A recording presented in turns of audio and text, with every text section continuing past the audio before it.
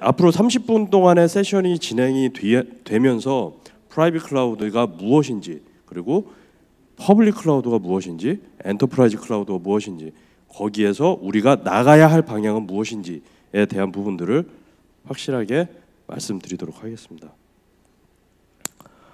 뭐 매번 하는 이야기들이라고 생각을 합니다.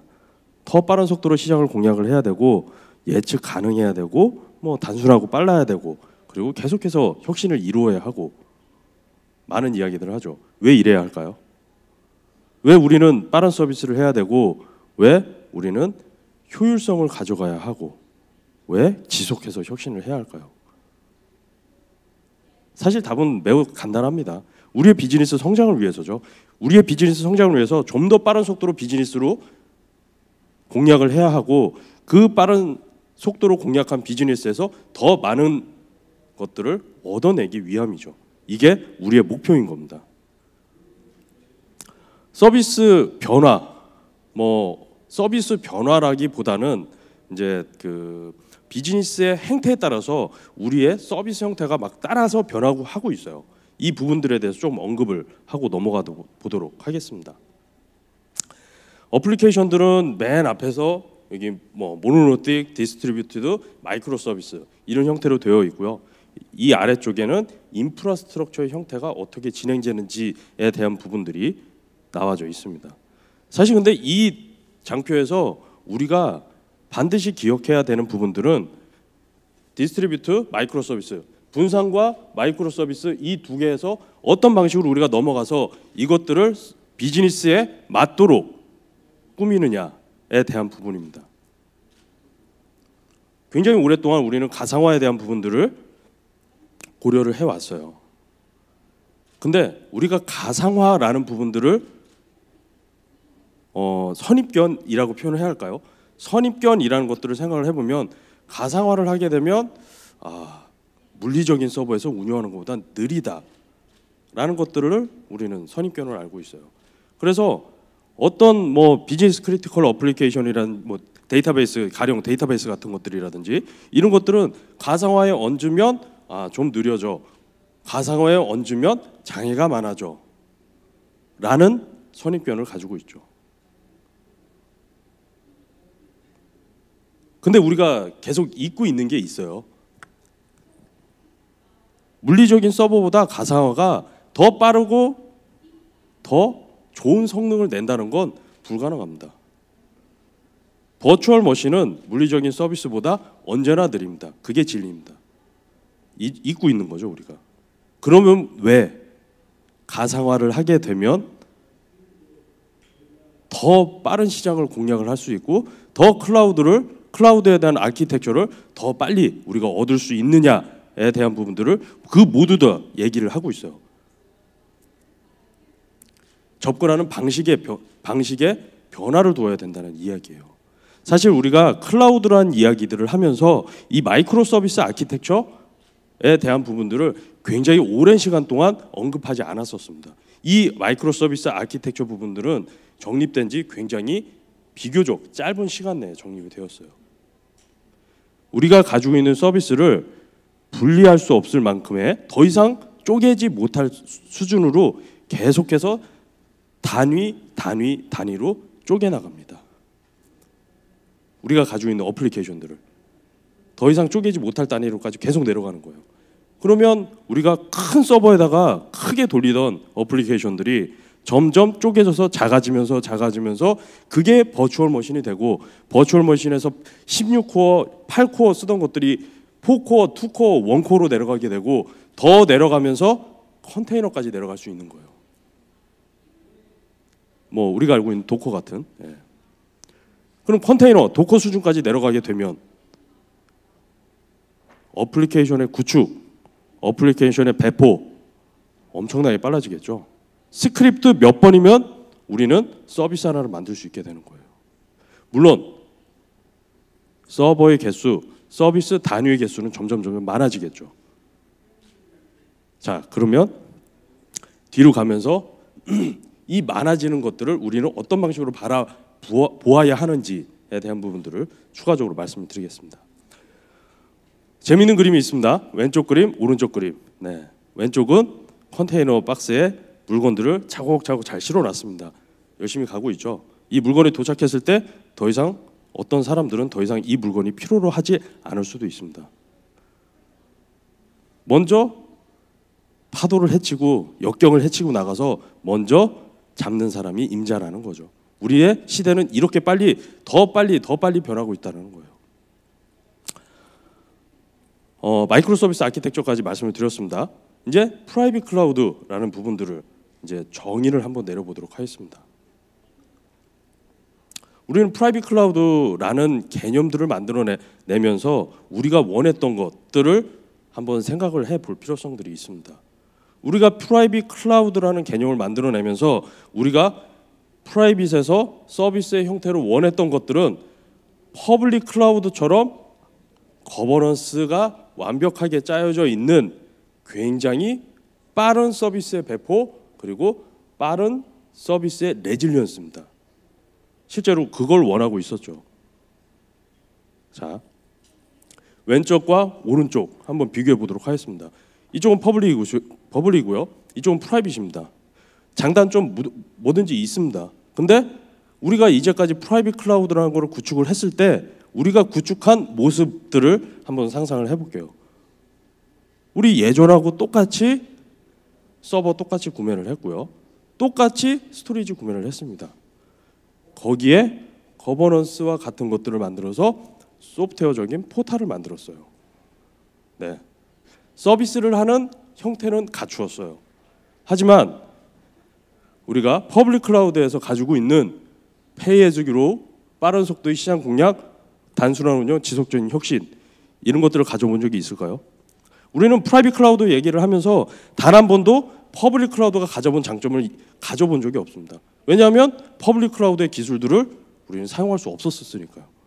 사용할 수도 없었을 뿐더러 사용할 만한 경험이 있는 사람도 없었었고 사용할 만큼 서비스를 제공하거나 기술을 제공할 수 있는 벤더도 없었습니다. 그래서 우리는 거짓된 프라이빗 클라우드라는 가상화되어 있는 어떤 개념들을 이제까지 믿고 있었던 거예요. 클라우드라고 이름만 붙인 레거시 아키텍처였죠. 퍼블릭 클라우드를 이야기를 해볼게요. 또 왼쪽과 오른쪽 이렇게 해서 나눠져 있습니다. 퍼블릭 클라우드에 우리가 서비스를 갖다 맡길 수도 있겠죠. 그리고 프라이빗 클라우드로 내 서비스를 클라우드 형태로 운영을 할 수도 있을 겁니다. 자, 왼쪽을 보세요. 왼쪽의 워크로드는 굉장히 다이나믹합니다. 올라갔다 내려갔다 올라갔다 내려갔다 하죠. 가운데 선을 중심으로 두고 아래는 프라이빗한 인프라스트럭처를 가지고 위쪽은 퍼블릭 클라우드 씁니다. 그리고 하이브리드 클라우드 형태로 묶어놓죠. 그러면 저 그래프가 저 선을 위에 튀는 것만 우리는 비용을 지불하고 그 다음에 비용을 회수하고 또 비용을 지불하고 또 비용을 회수하고 매우 효율적으로 퍼블릭 클라우드를 사용할 수 있습니다.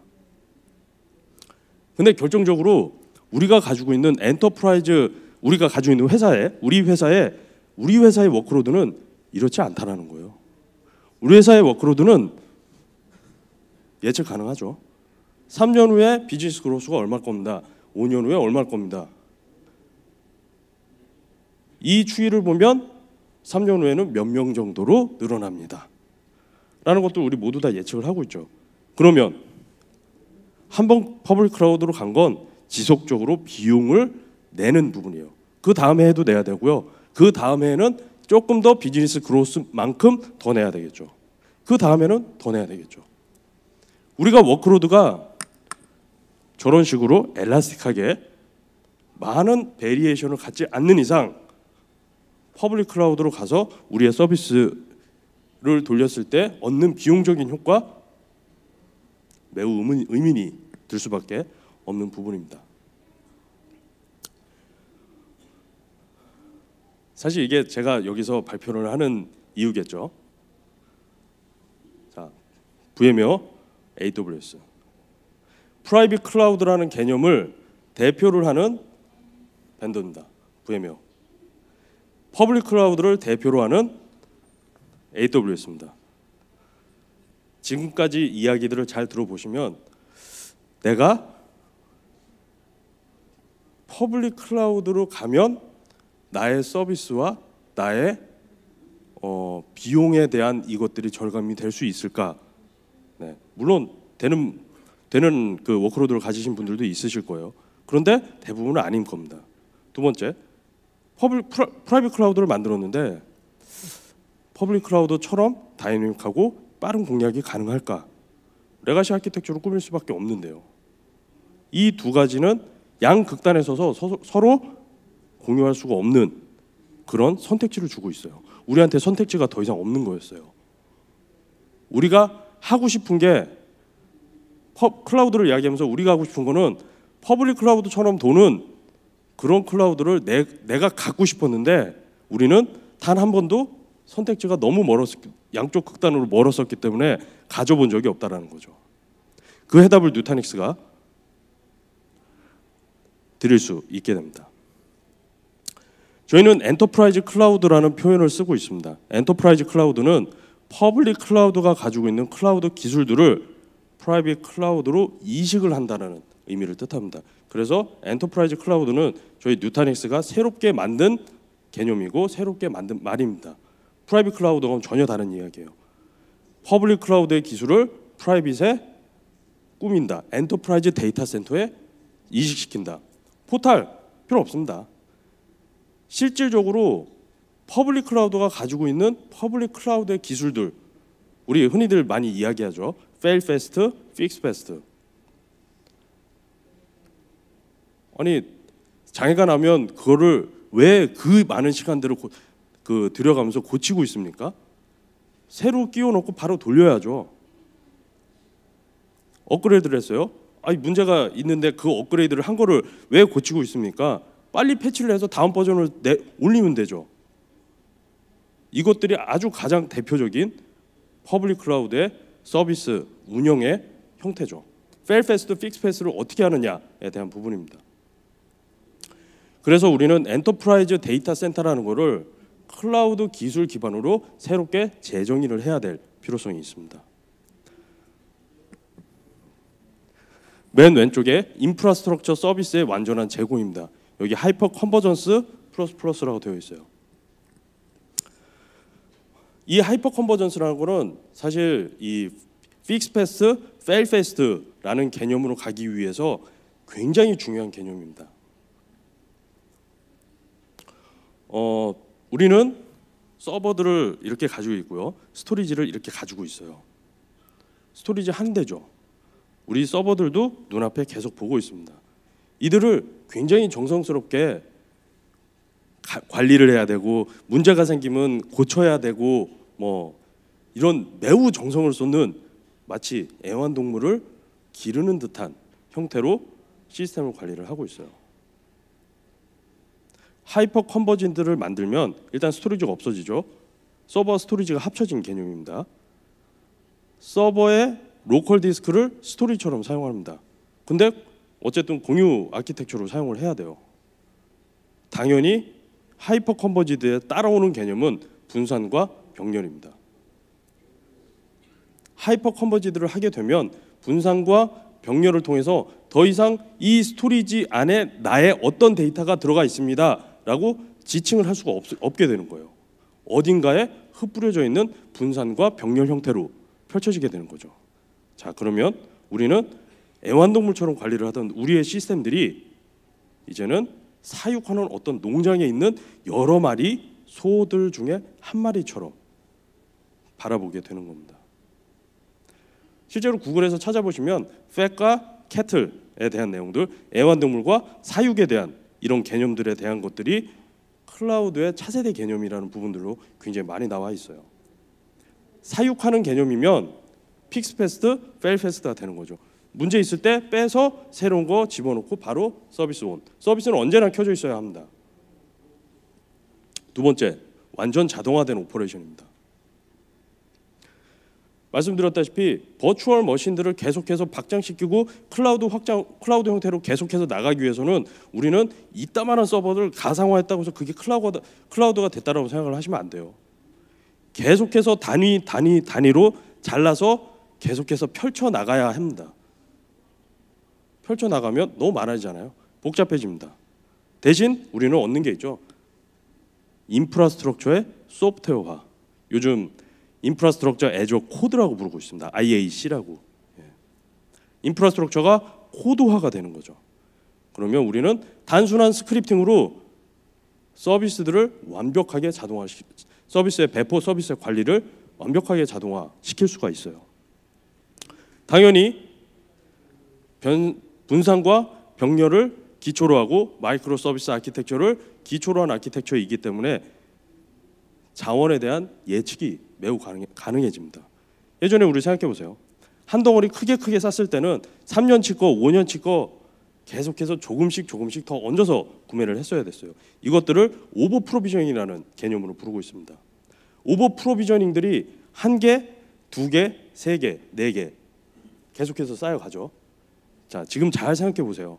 우리 데이터 센터에 우리 전산실에 있는 스토리지에 남는 공간들을 쫙 긁어서 모아보면 얼마나 나올지에 대해서 그게 다 비용의 과다예요. 사용하지 않는데 우리는 비용을 낸 거라고요. 분산과 병렬의 개념 이거 하나만 적용을 해도 우리는 오버 프로비저닝을 하지 않아도 돼요. 비용 절감의 가장 큰 포인트 중에 하나입니다. 오버 프로비저닝만 하지 않으면 지금 현재 데이터 센터에서 40%, 50%의 비용 절감 충분히 가능합니다. 있는 용량 다 긁어서 사용하는 용량하고 1대1로 비교만 해보셔도 금방 나오실 거예요.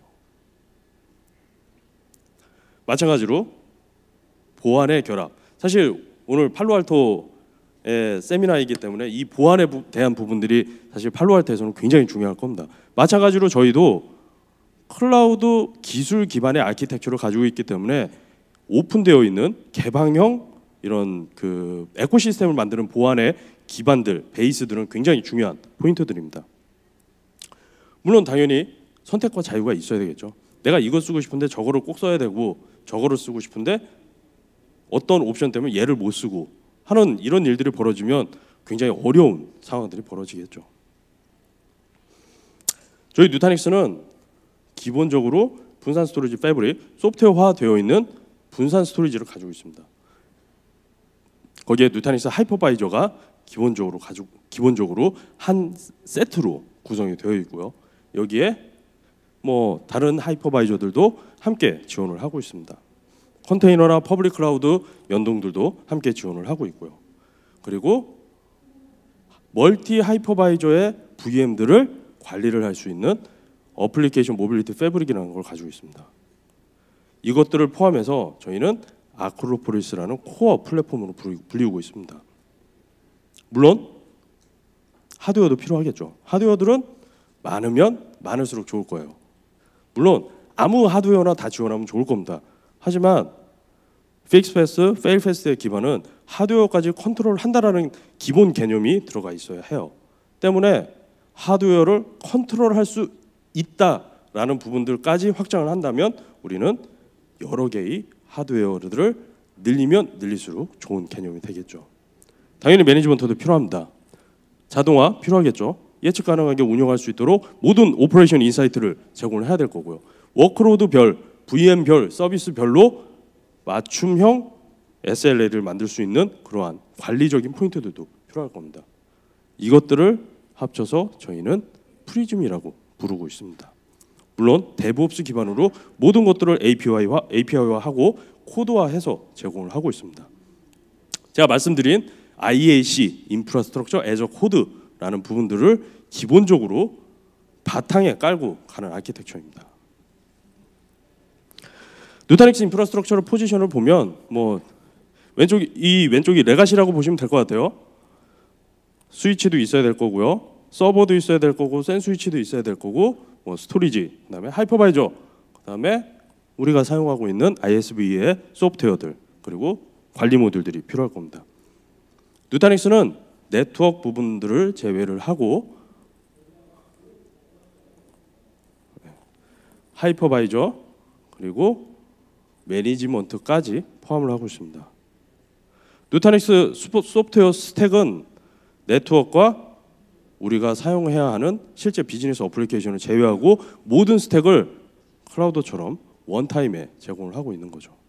하나의 큰 덩어리에 소프트웨어화 되어 있는 에코라고 보시면 될 것 같습니다. 누타닉스 아키텍처를 보면 굉장히 간단하기도 하면서 굉장히 효율적으로 꾸며져 있습니다. 세로로 되어 있는 것들이 서버 한 대 한 대라고 보시면 될 것 같아요. 우리는 이제 아까 말씀드렸다시피 팻에서 캐틀 사육하는 농장으로 가는 아키텍처를 만들어야 돼요. 서버 하나하나가 저희한테는 중요하지 않은 거예요. 자, 서버 4대를 가지고 클러스터를 하죠. 클러스터를 하면 하나의 파일 시스템을 만들고 각각 서버에 있는 하이퍼바이저들한테 파일 시스템 서비스를 합니다. 물론 올플래시를 사용할 수도 있어요. 그리고 여기에 뭐 그 디스크를 그러니까 그 스핀들 디스크를 섞어서 가격을 낮추면서 뭐 좋은 아키텍처를 용량을 늘리는 방향으로 갈 수도 있겠죠. 근데 클러스터 아키텍처, 클러스터 스케일 아웃 스토리지 우리가 하고 있는 인식들은 스케일 아웃 좀 느리지 않아? 라는 인식들이 여전히 팽배해요. 네. 때문에 저희는 여기에 인메모리 캐시 개념을 넣었습니다. 그만큼 쓸 만큼 빨라지는 거죠, 이젠. 네. 플래시 2차 캐시로 사용을 합니다. 하드디스크 사용하지 않습니다. 저장만 합니다. 실제로 운영하는 상황에서 하드디스크가 깜빡거린다. 아키텍처링을 잘못한 거죠. 디자인을 잘못한 겁니다. 저희는 하드디스크는 저장하는 용도로만 사용을 하고 실제로 스핀들을 전혀 돌리지 않습니다. 올플래시가 되면 좀 달라지겠죠. 예. 왼쪽으로 스케일 아웃 되는데 스케일 아웃 되는 개수 또한 매우 중요합니다. 뭐 노드가 32개가 스케일 아웃의 한계입니다. 64개가 스케일 아웃의 한계입니다. 왜 한계가 만들어질까요? 65개는 안 될까요? 64개가 되는데? 네. 굉장히 재밌는 내용이에요. 늘리면 늘릴수록 오버헤드가 발생을 하는 거죠. 그래서 64개에서 65개째는 64개보다 65개가 느린 거예요. 그게 스케일 아웃의 가장 큰 한계점들이었어요. 근데 그것들을 송두리째 바꾼 기술들이 있죠. 구글 파일 시스템이죠. 저희가 이것들이 무한으로 횡으로 확장할 수 있다고 말씀드릴 수 있는 이유가 저희 회사가 구글의 구글 파일 시스템을 기반으로 만들어져 있는 파일 시스템을 가지고 있다는 거죠. 사실 구글에서 스핀오프가 된 회사입니다. 물론 운영의 형태는 현재하고 다를 게 없어요. 버추얼 머신 그냥 하나씩 관리를 하시면 되죠. 여기까지가 이제 우리가 흔히 알고 있는 가상화 인프라스트럭처라고 생각을 하면 될 것 같습니다. 뭐 여기서 더 이상 클라우드로 나가진 않았죠. 클라우드 컨셉을 가진 가상화 인프라스트럭처라고 표현하시면 될 것 같습니다. 뭐 아까도 말씀드렸던 관리 여러 가지 뭐 그 인사이트들 이런 것들 다 제공을 해야 된다라고 되어 있는데 굉장히 재밌는 것들은 저희는 완전 100% 소프트웨어이기 때문에 소프트웨어적으로 코드만 몇 개 이네이블 하면은 굉장히 많은 기능들, 굉장히 많은 베리에이션들을 만들어낼 수 있어요. 그래서 저희는 하나의 그 매니지먼트 창에서 박스도 모니터링을 하고요, 스토리지 박스도 모니터링, 그러니까 스토리지 디스크도 모니터링을 하고 성능, 버추얼 머신, 하이퍼바이저, 오퍼레이션 인사이트, 심지어는 백업 DR 그냥 만들어진 거 클릭하면 됩니다. 네. 라이센스 네. 없죠, 당연히. 네.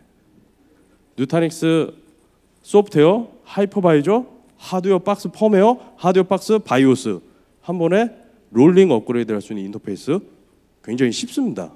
이게 기존 인프라스트럭처에서 이런 것들을 못 만들었던 이유는 굉장히 파편화되어 있기 때문이었어요. 실제로 아까 계속해서 말씀드리는 애완동물과 사육하는 이 아키텍처를 가게 되고 인프라스트럭처 애저 코드라는 개념만 올라가게 되면 굉장히 쉬운 형태의 접근이 가능해집니다. 보안을 우선적으로 하는 아키텍처 디자인이라고 되어 있는데요.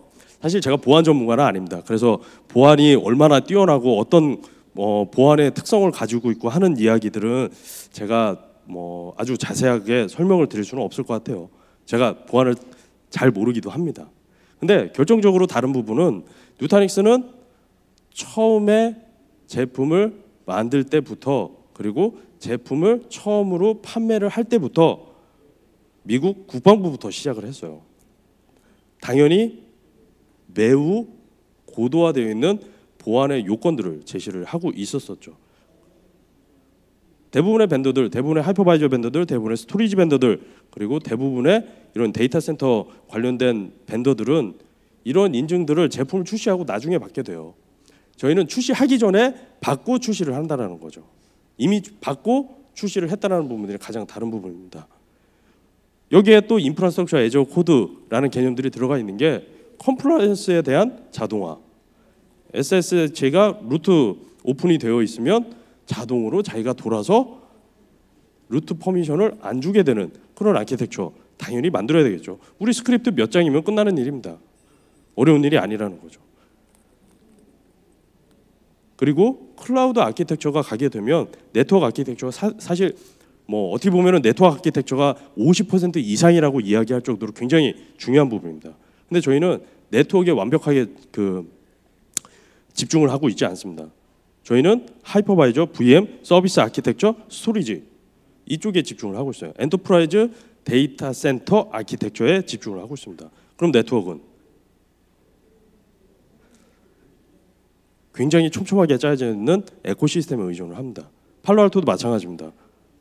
팔로알토도 버추얼 어플라이언스 형태로 팔로알토의 모든 서비스들을 누타닉스에 적용을 할 수가 있어요. 심지어는 이미 테스트도 끝냈고 사실 지금 거의 구축 단계까지 되어 있는 사이트도 있습니다. 굉장히 안정적이고 그리고 스마트하게 운영이 되고 있습니다. 에코시스템들 여러 가지 있습니다. 이런 부분들은 사실 어떻게 보면 많은 부분들을 지원을 하고 있습니다라고 보여드리기 위해서 넣은 장표라고 보시면 될 것 같고 굳이 자세하게 설명드릴 만한 장표는 아닌 것 같습니다. 네, 여기까지는 하이퍼 컨버지드 좀 더 간단한 데이터, 좀 더 간단한, 좀 더 클라우드 같은 버추얼 가상화되어 있는 데이터 센터 이야기입니다. 우리 한번 더 뛰어 넘어가야 되겠죠. 하이퍼 컨버지드 아키텍처가 어떻게 엔터프라이즈 클라우드 패브릭으로 넘어가야 되는지에 대한 기준들을 좀 보겠습니다.